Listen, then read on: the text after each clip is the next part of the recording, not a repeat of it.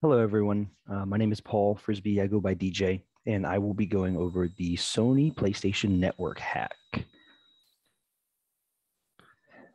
Background information here. This happened in 2011. It was breached by a group called Anonymous. The attack left over 77 million users' information compromised. This was considered the largest cyber attack to hit console users of its time, though this is no longer the largest attack of its kind. Sony initially neglected to inform its users of the information being compromised, and Sony was also forced to shut down their entire network and all access for over 3 weeks. The motivation behind this attack, Anonymous is a large hacktivist group, very well known, and they have claimed responsibility for hacking names like Gawker, Amazon, and MasterCard, among others. So Sony took some legal action against an individual named George Geohot Hotz. This is what prompted the attack. So Geohot revealed a loophole in the PSN network that allowed users to use homebrew software and run pirated games. So homebrew essentially is just a hack for consoles that's allow you to run software like modifications for games and things of that nature, and essentially lets you run things that were never licensed or intended to be used.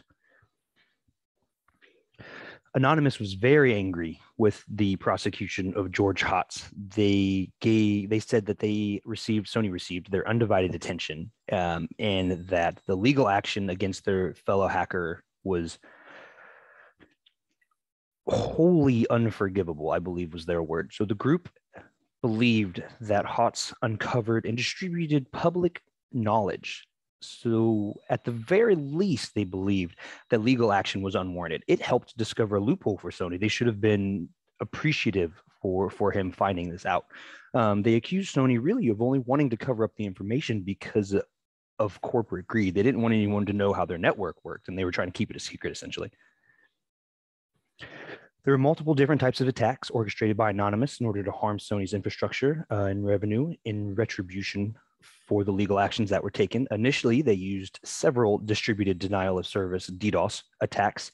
In the DDoS attack, the attacker directs multiple IoT, Internet of Things, devices to send traffic to a host in order to overwhelm it. In a DDoS attack, since all of these devices that they're sending the data from are considered legitimate users, the host treats them as such, and it tries to direct the data appropriately.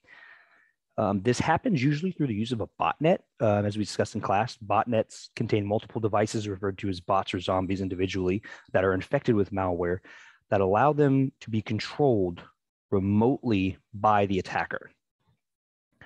So the DDoS attacks were performed as kind of a preliminary attack, making way for the main attack to be possible.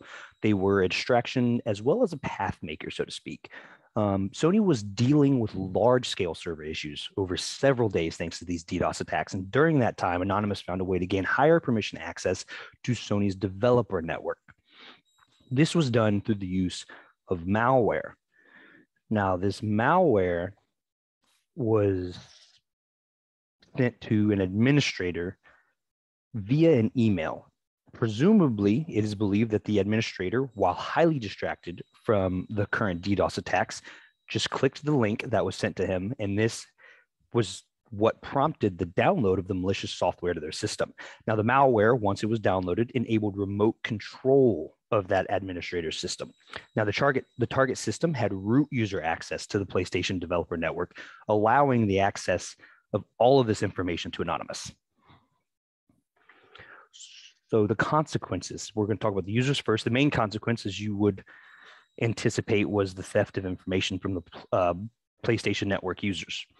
The users' names, their home addresses, emails, birth dates, passwords, purchase history, billing address, things like that, security questions, social security numbers, and credit card information even were all accessed by Anonymous. The credit card information, however, was all hashed. It was not plain text, so no actual credit card numbers were received.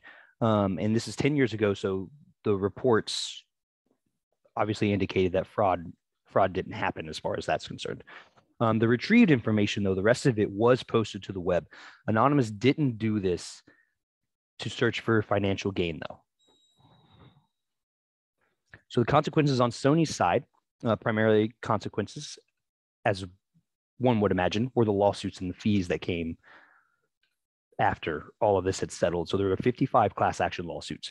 $15 million was paid to users, but not in cash form. It was in the form of free content. Users that settled ended up getting 2 free games of their selection from a specific group. There was also about $12 million in lawyer fees. Sony was also forced offline for 24 days due to this breach. Now, these 24 days do not include any downtime from the DDoS attacks. So no online game sales happened during this time, no in-game purchases, and no online subscription fees from Sony were charged.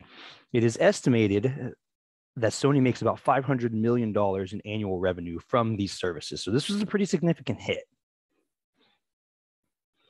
The consequences, as far as obviously the target was Sony, and then kind of secondary target here is the user's information. But trust in big name companies was kind of broken. If Sony can be hacked in this manner, if this information can be accessed from them, who can't it really be accessed from? It was actually revealed that Sony was running an older version of Apache on Red Hat server that had known vulnerabilities. This specific instance used open source code that allows users to access and modify the work, as well as implement it if they desired. So essentially what this did is it gave Anonymous the ability to look through the design of this and figure out how best to use these DDoS attacks and further themselves to access the network. All console users after this were actually scared for their privacy following the breach. They sought higher security measures. Xbox itself, post this, started using two-factor authentication in order to help users keep their information private. PlayStation Network declined. The use of the PlayStation Network declined due to anger from individuals not being told about the attack. In fact, all of Sony's services declined after this attack.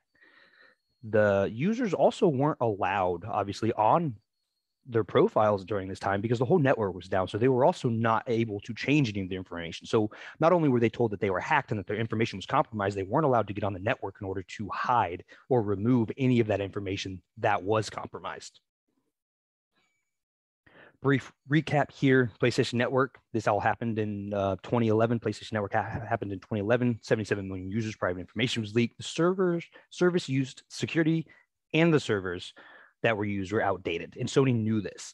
The attack had 2 vectors. The initial DDoS attack that was a distraction, followed by the malware download used to gain the admin access. The attack was motivated by revenge. As I said, they did not sell any of this information. It was strictly used to retaliate from the legal action that was taken against a fellow hacker. The attack caused widespread doubt in the online gaming community and their system and console security beliefs. These are just the citations that I used in my research.